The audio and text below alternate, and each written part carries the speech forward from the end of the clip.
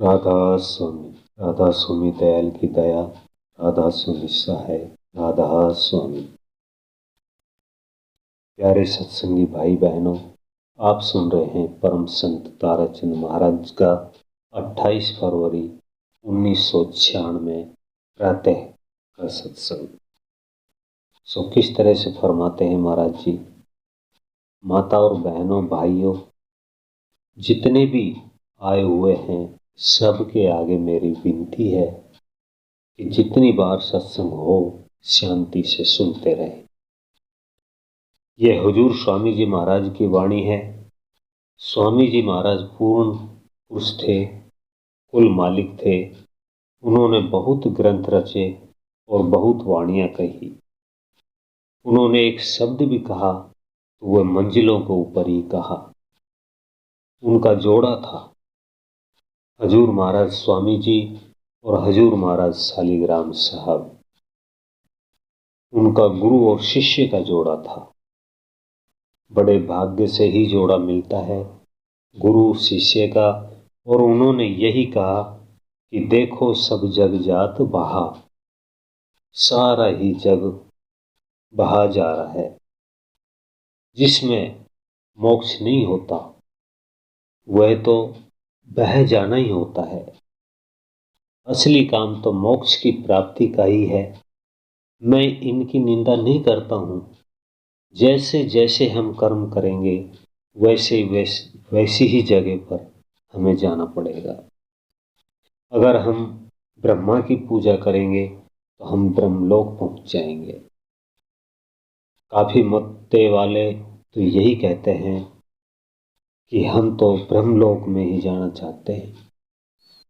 विष्णु की पूजा करोगे तो विष्णु लोक पहुंचोगे, महेश की पूजा करोगे तो उसके लोक में पहुंचोगे।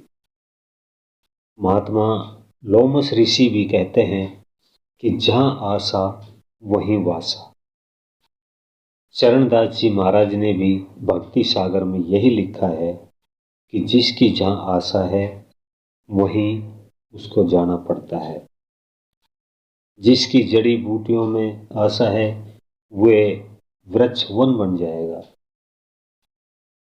जिसकी जिस जगह पर आशा है उसे वहीं जाना पड़ेगा। संत किसकी आशा बंधवाते हैं? संत सतगुरु की आशा रखने के लिए कहते हैं। संत सतगुरु किसे कहते हैं? संत सतगुरु उसे कहते हैं जो पूर्ण माया के भेद को जानता हो और वे अपनी जीवों को काल और माया से निकाल लेता है। और जब तक हम काल और माया के चक्कर में हैं तब तक हम कभी भी बच नहीं सकते। देखो सब जग जात बहा, सारा ही जग बहा जा रहा है। और आज से ही नहीं बह रहा, ये चारों युगों से आदिकाल से ही बहता जा रहा है। क्या कभी किसी ने ख्याल किया कि जब पहले सतयुग था उसमें भी लोग बह रहे थे? उस वक्त कहते हैं कि उस वक्त विवेक था, लोग विवेक किया करते थे। मुझे तो उस बात का पूरा तौल भी नहीं है। विवेक किसे कहते हैं? अपने ही विचार बताता हूं कि विवेक तो संत और विवेक तो सत्य और असत्य को ही समझने का नाम है। त्रेता युग आया तो आपने भी रामायण और भागवत सुनी होगी। इनमें भी और दूसरी पुस्तकों में भी आया है कि त्रेता युग में तप और द्वापर में दान और पुण्य था और कलयुग में तो नाम का ही आधार है। आप फिर ये पूछोगे तो मैं दूसरी बार ये खोल करके बता देता हूं कि हमारी आत्मा ढकी हुई थी चारों युगों से, 3 विकारों से ढकी हुई थी, मल विक्षेप और आवरण से। नीचे से चलते हो तो कलयुग में तो नाम का आधार है। सतयुग में आवरण से ढकी हुई थी, जैसे पानी काई से ढका जाता है, इसी तरह से ढकी हुई थी, और विवेक से हम उसका जाड़ा उतारते थे, आत्मा का। इसके बाद में त्रेता युग आया, तब भी आत्मा ढकी हुई थी। उस वक्त विक्षेप से ढकी हुई थी, जैसे हम धुएं में कुछ भी नहीं देख सकते, और देखते भी हैं तो हम चले जाते हैं, पर यह एक पर्दा पड़ा होता है। इसके बाद ये द्वापर का युग आया, उसमें भी आत्मा इसी प्रकार से ढकी हुई थी, जैसे आग के ऊपर राख चढ़ जाती है। आग जरूर है, पर उस पर राख चढ़ जाती है। जब हवा चलती है तो वह धंधक उठती है। चौथा युग आया। अब 3 पर्दे तो पहले से ही आत्मा पर पड़ चुके हैं। उन सभी पर्दों को हटाने के लिए पूरे सतगुरु की शरण बताई गई है।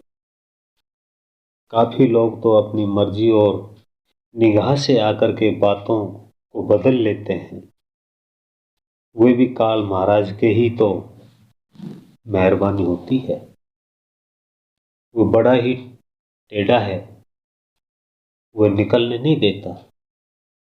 आपने सुनी होगी ये बातें।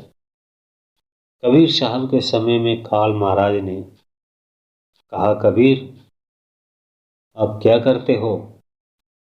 आप जिस तरह से करते हो इसी तरह से करते रहे तो मेरा तो देश उजड़ जाएगा। कबीर साहब ने कहा कि मेरा तो एक ही शब्द काफी है, उसी शब्द से जीवों का उद्धार कर ले जाऊंगा। काल महाराज ने कहा, देखो ऐसा खेल रचूंगा कि तेरे जीव कभी भी नहीं निकलेंगे। कबीर साहब ने पूछा, तू क्या करेगा? काल महाराज ने कहा कि मैं 12 पंथ चलाऊंगा और बंदी छोड़ कहलाऊंगा। ये कबीर साहब की वाणी है। और वो पूर्ण पुरुष थे, दूसरा और कोई भी दुनिया में ऐसा नहीं है जो कबीर साहब की वाणी का सहारा नहीं लेता हो। कबीर साहब दोनों ही दीनों का खुदा थे। वे हिंदू के गुरु और मुसलमान के पीर थे। उन्होंने सभी संशय और भ्रम मिटाया। हजूर महाराज स्वामी जी ने भी वही कुछ किया। दादू पलटू नानक सभी आए, सभी ने वह वाणी रची और वही कुछ कहा। सो उन्होंने तीनों आवरणों को उतारने के लिए, मल विक्षेप और आवरण को उतारने के लिए नाम का ही सहारा बताया। नाम 2 है, एक धुनात्मक और दूसरा वर्णात्मक। धुनात्मक नाम के बारे में तो बताया है कि ध्वनि को मन मोहिनी, सुनते हैं बिन काना, बिन नेत्र दर्शन घनेरे, जगे रहे जहां भाना। कि वहां हर वक्त ही ध्वनि होती रहती है, उस ध्वनि को ही सुनना है। अगर तुम आहिस्ता आहिस्ता साधन अभ्यास करोगे तो आदत पड़ जाएगी, और उस ध्वनि को सुनने से और उसका सुमरण करने से आहिस्ता आहिस्ता वे तीनों पर्दे उतर जाते हैं। ये सतपुरुष की अंश है, चमक उठती है। पर ये पर्दे बड़े भारी है। वो जमाना गुजर गया। पहले जमाना क्या था? 1,00,000 वर्ष आयु सतयुग में थी। 1,00,000 वर्ष उम्र थी सतयुग में। हाड़ में प्राण होते थे, हाथी जितनी ताकत जीव में होती थी। इसी कारण से उस जमाने में विवेक होता था। दूसरा आया त्रेता युग। जीव की उम्र 10,000 वर्ष ही रह गई। और घोड़े की जितनी ताकत उसमें रह गई। मांस में प्राण रह गए। जब तक जीव में मांस रहता था वह जीवित रहता था। कहते हैं सतयुग में शरीर बदल लिया करते थे। मैं संतों की बात बताता हूं, मैंने छोटी उम्र में ये बातें सुनी थी। मैं अब भी उन्हें याद कर लेता हूं। शब्द जैसा होता है उसी के अनुसार ही। त्रेता में 10,000 की उम्र थी, मांस में प्राण थे और घोड़े जैसी ताकत थी। फिर भी वे तप करते थे, इतना भारी तप करते थे। गरीबदास जी कहते हैं, तप राज लिया बड़ा जुल्म किया, अगम अंधेरा नहीं सूझता। तप राज लिया बड़ा जुल्म किया, अगम अंधेरा नहीं सूझता। घट में है सत सालिग्राम, तू चेतन हो सही जड़ पूजत है। कि आगे चलो, बढ़ते बढ़ते द्वापर आया। जब द्वापर में 1000 वर्ष की उम्र रह गई और जीव में बकरी जैसी ताकत रह गई और खून में प्राण रह गए। इसीलिए उस जमाने में धर्म पुण्य रह गया। और फिर इसके बाद में आया कलयुग। कलयुग में तो एक नाम का ही आसरा है। कई महात्मा कहते हैं कि कीर्तन करो, नहीं, नाम का स्मरण करो, बस उसी से जीवों का उद्धार हो जाएगा। बात बिल्कुल ही ठीक है, पर मोक्ष के लिए तो और ही चीज है। ये तो स्वर्ग और बैकुंठों के लिए है। मैं तो शब्द में मस्त रहता हूं, इसी कारण से शब्द की महिमा अलैदा है। शब्द सारे ही कर्मों की जड़ को काट देता है। कैसे काटता है? महात्मा कहते हैं कि जब पान बेचने वाला तमोली में शाम को पान रख कर के चला जाता है, सुबह ही जो सड़े गले पान उसे मिलते हैं तो उनको वो कैंची से काट देता है। ऐसे ही जैसे एक गंदी और मैली तलवार होती है और वह शाण पर चढ़ते ही चमक उठती है। शाण क्या है? शाण तो शब्द है और तलवार हमारी मैली आत्मा है। ये सभी युगों से मैली होती आ रही है। इसके ऊपर मल चढ़ता गया। जब हमारी आत्मा उस शब्द की शाण पर चढ़ेगी तो चमक उठेगी। वह चमकती तो रहती है क्योंकि वह तो सतगुण सतपुरुष का अंश है। उस कुल मालिक राधा स्वामी दयाल की अंश है। सोई एक मत वाले तो ये कहते हैं कि 3 चीजें अमर है, जीव, ईश्वर और प्रकृति। संत कहते हैं कि शब्द अमर है और शब्द से ही सभी वस्तुएं नीचे आकर के निकल आई। ये 3 ही लोकों का वर्णन करते हैं।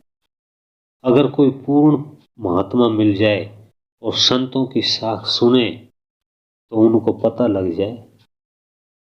जब वे अपना अनुभव बताएंगे, अपना तजर्बो करें और वह किसी का सहारा लेकर के नहीं चले, संत तो संत ही होते हैं। अब 3 युग तो बता दिए, चौथा युग कलयुग आया। कलयुग में तो केवल नाम ही सहारा है। केवल आप समझते ही हो कि सिर्फ नाम का ही सहारा है। एक पंडित और महात्मा ये कहते हैं कि तेरा सहारा है। अभी आप सुन रहे थे परम संत ताराचंद महाराज जी का ये सत्संग। इससे आगे का भाग सुनने के लिए वीडियो को लाइक करें, चैनल को सब्सक्राइब करें, ज़्यादा से ज़्यादा शेयर करें। सभी सत्संगी भाई बहनों को राधा स्वामी जी।